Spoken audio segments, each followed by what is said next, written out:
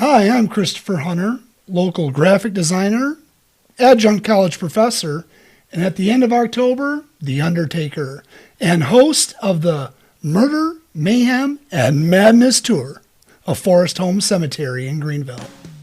Welcome to the Discover Montcalm podcast, where we are going to look at the communities, the businesses, the attractions, and the people that make up Montcalm County.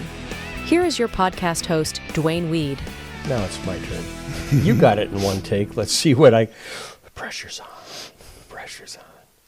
Hello, my name's Dwayne, the host and producer of the Discover Montcalm podcast. And as my guest just said, murder, mayhem, and madness.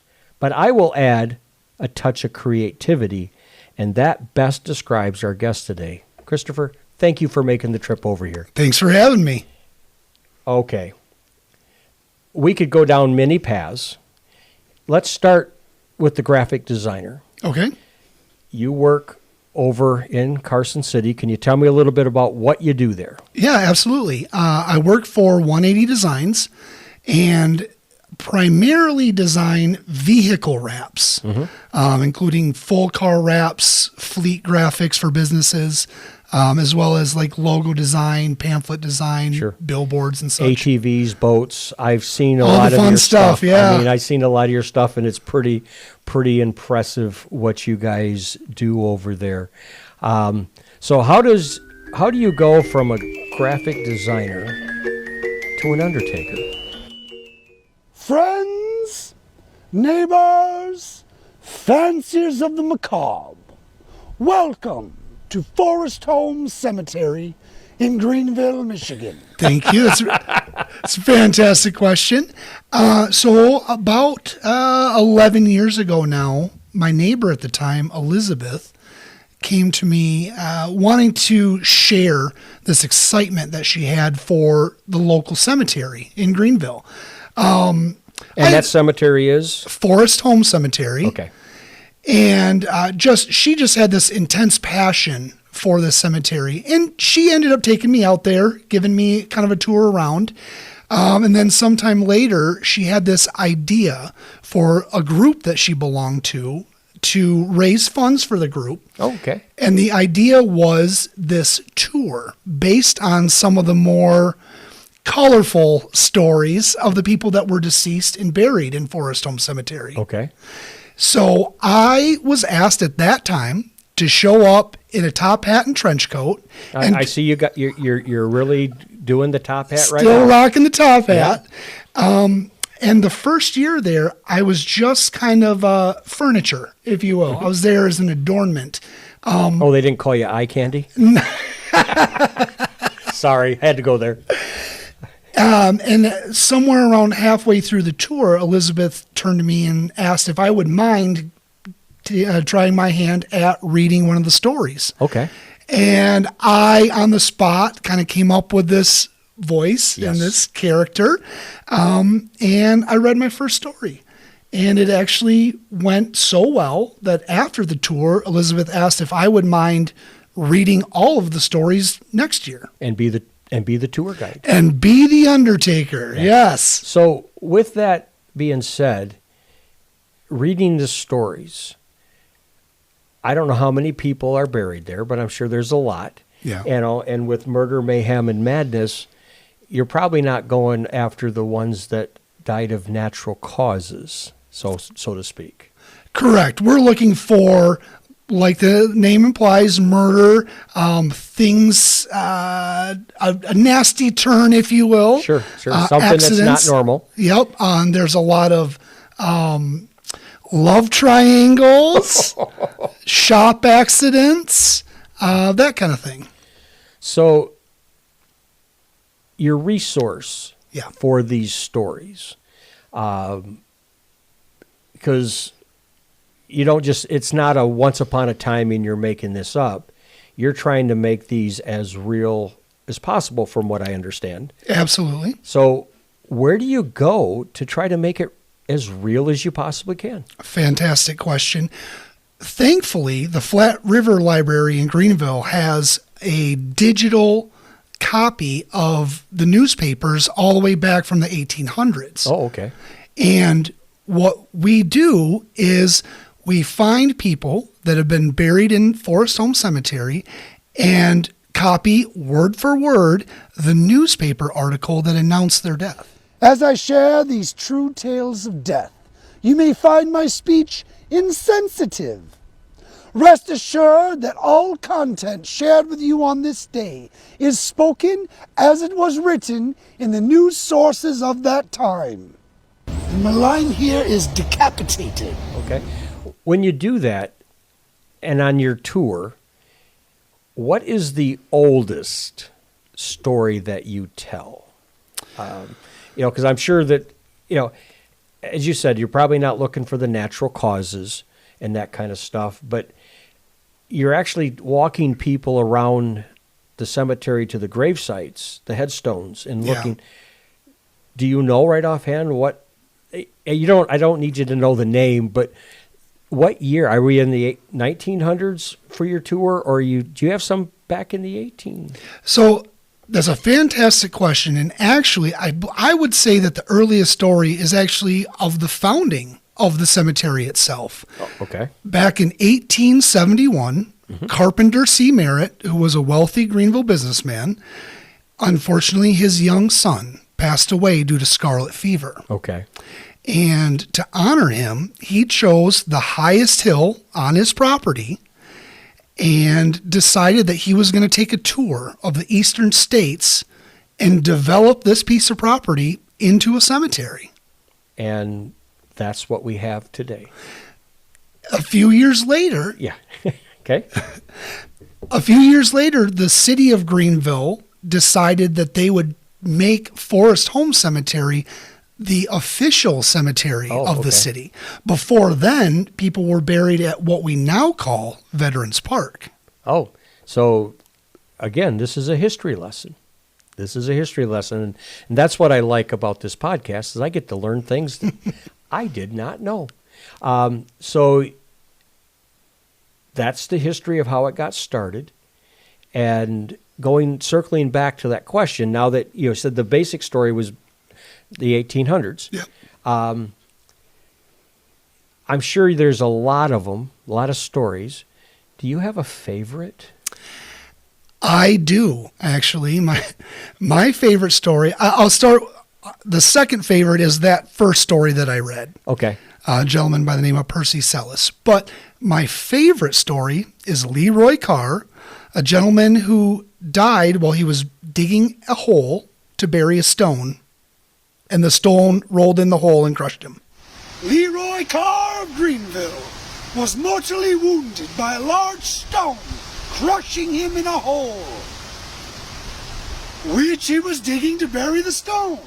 And you got that from the newspaper? That is directly word for word out of the Greenville Independent, yes. Okay, because it was the Independent back at that time. Yep, before it was the Daily News, yeah. So I know I've heard a couple. You said that was your second. What is your favorite? It's probably, like I said, probably Percy Sellis is a school teacher from Greenville that lived on Berry Street. A lot of people are probably still familiar with that area. And he had an affinity for snakes. That's not going to end well. It did not end well. But I'm going to keep the details on that one for the tour. A little teaser, so to speak. You let them know that, hey, you got to take the tour in order to find out the answer to that question. I know that when you and I were talking at one point, a story of I think it was a manufacturing accident. Yeah. Where somebody fell into something. And I think you were kind of, I guess, teasing me with that. Do you have that story available? I did actually bring that with me. Okay. We know that when you're giving this tour, we're not hearing you in the way that we're hearing you right now. You actually have put together a character. Yeah. And before we have you read that, how did you come about this character? Or was it natural? It just, you started talking and there it was? Or did you pull it from different things that you had heard? So that first story that I told, I knew that I wasn't going to use my natural speaking voice. Mm-hmm. I think when I started, it came out a little Charles Dickens, Okay. a little British, if you will. Mm-hmm. But being the late 1800s, I tried to turn it a little more colonial America. Okay. But also at the same time being able to project my voice as best as possible. Because you got to, they always say in theater, you got to project to the back row. Yeah. People have got to hear you. So let me adjust the microphone just a little bit. I would like you to go into character and kind of give that story its full due based on your character. Can do.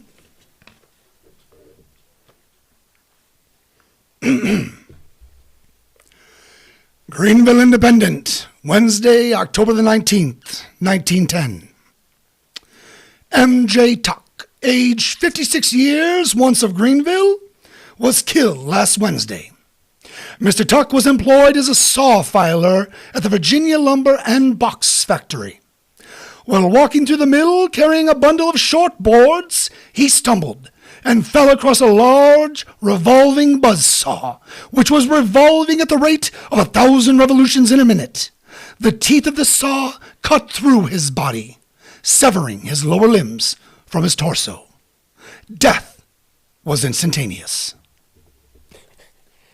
The way they wrote is a little different than the way they write today. It's just a little different, yeah. And I think that I could see if you were to take a similar article for today and try to read it with that inflection, it probably wouldn't be the same.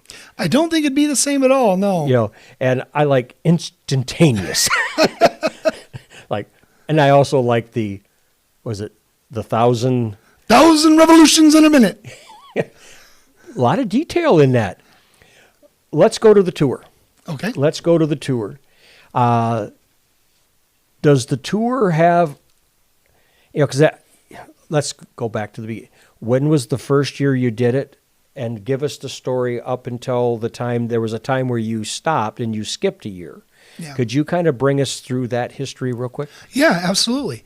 So 2014 was that first year where I read the one story. And then 2015 on was me by myself.